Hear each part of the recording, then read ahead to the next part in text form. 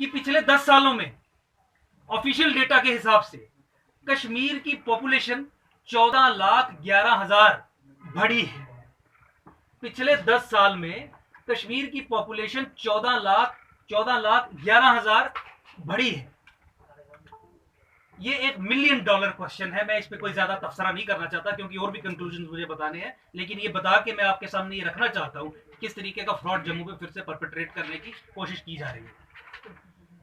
2011 के सेंसस से बहुत स्टार्टलिंग एक रेवल्यूशन है। अगर जो स्टैटिस्टिशियंस हैं, जो इकोनॉमिस्ट्स हैं, इस डेटा को, इन सेंसस को गहराई से अध्ययन करें तो उसके बाद ये तथ्य आपके सामने आएंगे और पता चलेगा कि जम्मू को किस तरीके से अंदर से खत्म करने की कोशिश की जा रही है। 2011 के सेंसस के आधार पे जो एवरेज पॉपुलेशन ग्रोथ थी जम्मू की, वो 10% कम दिखाई गई है।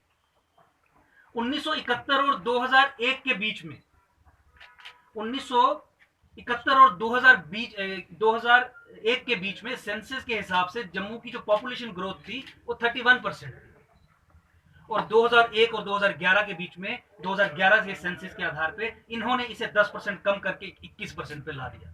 Normally this means again Holocaust और जेनोसाइड या फिर फ्रॉड सेंसस 2011 का। तीसरा बहुत एक इंपॉर्टेंट तथ्य आपके सामने रखने जा रहा हूं।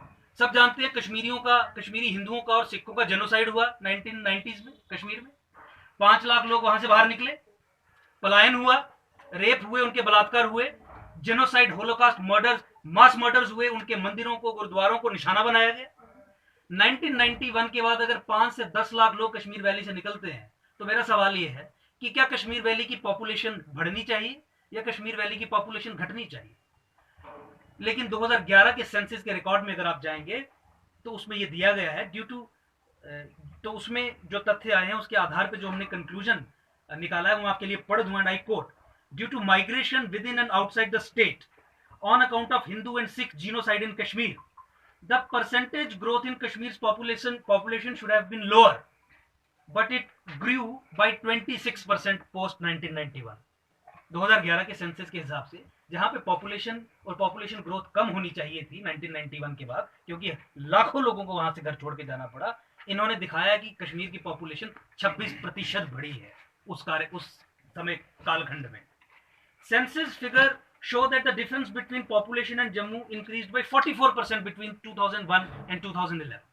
And I repeat, census figures show that the difference between population of Jammu and Kashmir increased by 44% between 2001 and 2011. That is post outbreak of insurgency in 1989 as compared to 16% between 1971 and 81, establishing that 2011 का census fraud census था।